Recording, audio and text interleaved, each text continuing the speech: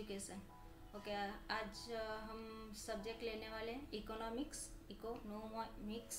ठीक है, business economics. किसके लिए? मॉड्यूल 3 सेमेस्टर 1 फॉर बीकॉम के लिए। मॉड्यूल 3 सेमेस्टर 1 है, लेकिन ये यूजफुल रहेगा आर्ट्स वालों को भी और बैफ वाले को भी, ठीक है। तो कॉमर्स फील्ड, आर्ट्स फील्ड या बैफ वाले या बीबीए वाले जो भी है, उनके लिए इकोनॉमिक्स बहुत ज़रूरी है, ठीक है। तो जैसे कि आपको पता है इकोनॉमिक्स हर एक फील्ड में रहता है। तो टॉपिक हमने कवर किया सप्लाई एंड प्रोडक्शन डिसीजन। इसके अंदर हमने बहुत सारे सब टॉपिक्स भी क्लियर किए हैं। नहीं देखे तो आप लोग लास्ट वीडियो देख लो, बहुत सारे लेक्चर्स अपलोड हो चुके हैं इसके ऊपर, ठीक है। तो लास्ट लेक्चर्स देख लो आप। अगर चैनल पे फर्स्ट टाइम है तो सब्सक्राइब कर लो ताकि आपको नोटिफिकेशन मिलेगा और स्टडी आपकी कंटिन्यू रहेगी, ठीक है। और आपको पता है मैं वैल्यूएबल थिंग्स ही डालती हूँ, तो इधर उधर की बातें नहीं, ठीक है, सीधी यानी नो बकवास। ओके, चलो स्टार्ट करते हैं। Economies of scale.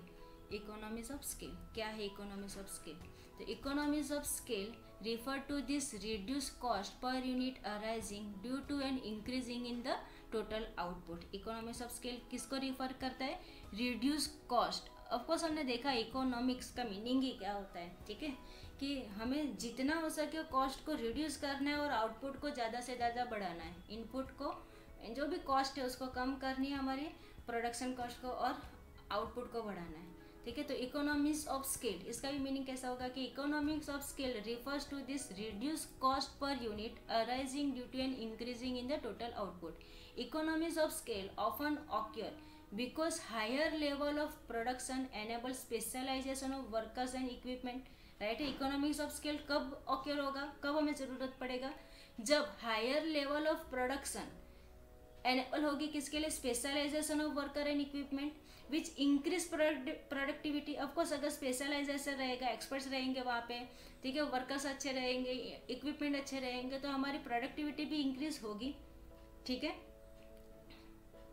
और उसको हम इंटरनल इकोनॉमिक्स ऑफ स्केल भी बोल सकते हैं। In addition to that several external economics of scale exist that can also boost a firm's productivity as level of output increase, ठीक है। एक्सटर्नल इकोनॉमिक्स ऑफ स्केल में इसमें कैसा है एडिशन की several external economics of scale भी ऐसे हैं जो एग्जिस्ट करते हैं, जो बूस्ट करते हैं किसकी? फर्म्स की प्रोडक्टिविटी को, जैसे हमारा आउटपुट लेवल इंक्रीज होगा, ओके। अब देखते हैं उसके sources of economics of scale.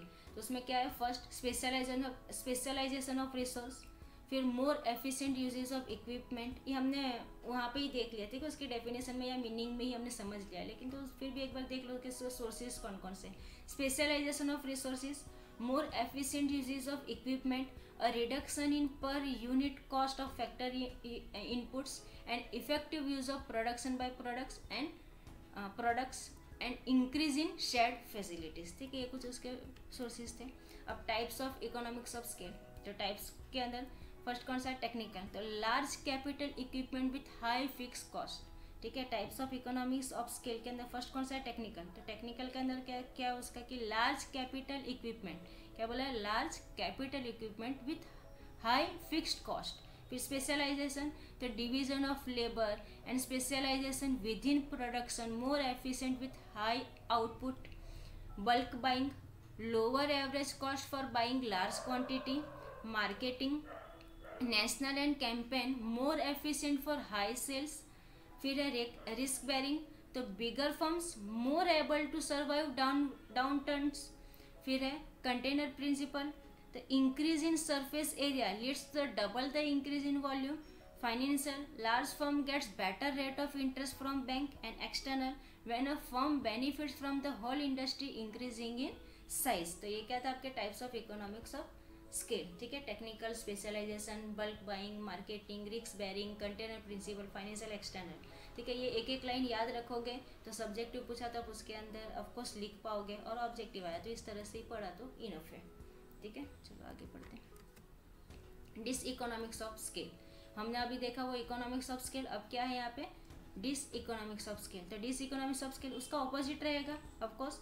On the other hand occur when the output increase so such a great extent that the cost per unit starts increase, ठीक है। जो भी हमारा कॉस्ट पर यूनिट वो इंक्रीज होते जाएगा, वैसे ही है output. When the output increase, ठीक है, आउटपुट इंक्रीज होगा such a great extent that a cost per unit start increasing. Diseconomics of scale happens when a company और बिजनेस ग्रो, ठीक है, कब होगा डिसइकोनॉमिक्स, जब बिजनेस ग्रो करेगा, ठीक है, कंपनी और बिजनेस जो भी ग्रो करेगा, so large that a cost per unit increase.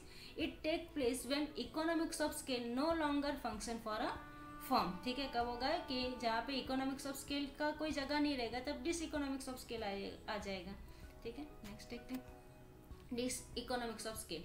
तो dis economics of scale of production, उस वहाँ पे इंटरनल है और एक्सटर्नल है, ठीक है। कुछ फैक्टर्स से देख लेते हैं कि इंटरनल के अंदर इनएफिशिएंट मैनेजमेंट, ठीक है, अगर एफिशिएंट नहीं रहा मैनेजमेंट, ठीक है, प्रॉपर वे में नहीं किया सब कुछ चीज़ें, एफिशिएंट वहाँ पे इफेक्टिवली नहीं मैनेजमेंट ने काम किया, तो ऑफकोर्स डिस इकोनॉमिक्स हो सकता है। फिर टेक्निकल डिफिकल्टीज, कुछ टेक्निकल डिफिकल्टीज की वजह से हो सकता है, आपका मशीन या जो भी रहेगा, ठीक है, वो पावर वगैरह कुछ भी उसकी वजह से डिस इकोनॉमिक्स हो सकता है, या production dis economics, marketing dis economics, financial dis economics, ये सब कैसा इंटरनल डिस इकोनॉमिक्स। और एक्सटर्नल में डिस इकोनॉमिक्स ऑफ पॉल्यूशन हो गया, dis economics of strain on infrastructure हो गया, ठीक है, और dis economics of high factor prices. Okay, market में ऑफकोर्स कंपटीशन बढ़ते ही जाता है, तो हाई प्राइस लो प्राइस ये सब तो चलते रहता है, तो ये एक्सटर्नल प्राइस हो जाएगा। इंफ्रास्ट्रक्चर प्रॉपर नहीं मिला आपको, ठीक है, तो यानी मूव जो भी हमें मूव करना है प्रोडक्शन को यहाँ से वहाँ पे प्रोडक्ट को जो भी मूव करना है, तो इंफ्रास्ट्रक्चर अगर परफेक्ट नहीं रहेगा तो उसमें भी हमें प्रॉब्लम आ सकती है। और पॉल्यूशन, ये तो एक बड़ा फैक्टर हर एक फील्ड में है ही, ठीक है, तो ये एक डिस इकोनॉमिक्स है आपका एक्सटर्नल। ये हो गया आपका स्केल ऑफ प्रोडक्शन। नेक्स्ट बताती हूँ। ओके, कॉस्ट एंड रेवेन्यू है ये हमारा वाई एक्सिस पे, एक्स एक्सिस पे आपको आउटपुट ही दे दिया है, ये क्यू आपका आउटपुट हो जाएगा और ये सी, ठीक है। तो यहाँ पे किस तरह से है देखो, ये जो कर्व दिया है आपको, इसके यहाँ पे इकोनॉमिक्स ऑफ स्केल है, ये जो इतना पार्ट है वो आपका इकोनॉमिक्स ऑफ स्केल है, फिर ये आपका जो पार्ट है वो आपका डिस इकोनॉमिक्स ऑफ स्केल, और ये पूरा मिलके बनता है आपका long run average cost curve. Simple है। अब जहाँ पे ये बीच में, ठीक है, मिडल में जहाँ पे एग्जिट्स हो रहा है, ठीक है, तो वहाँ पे हमने लाइन को इस तरह से ज्वाइन कर दिया है, तो ये आपका ओ क्यू जो आउटपुट पे जाएगा और ओ सी ये आपका यहाँ पे कॉस्ट एंड रेवेन्यू में जाएगा, ठीक है। तो ये कुछ डायग्राम के थ्रू आपको बता दिया कि ये इकोनॉमिक्स ऑफ स्केल, फिर डिस इकोनॉमिक्स ऑफ स्केल, तो ये पूरा कर्व आपका बन जाता है long run average cost curve. Clear है ये? आई थिंक ये आज के लिए इतना इनफ है, ठीक है। मिलते हैं हम लोग नेक्स्ट लेक्चर में, और आपका मॉड्यूल 3 भी शायद कंप्लीट हो जाएगा, अभी लास्ट लेक्चर रहेगा हमारा, तो आगे के लेक्चर्स नहीं देखे तो देख लो, बहुत इंपॉर्टेंट है, ठीक है। इकोनॉमिक्स आपको इजी वे में समझ में आएगा। तो मिलते हैं हम लोग नेक्स्ट लेक्चर में। Thank you.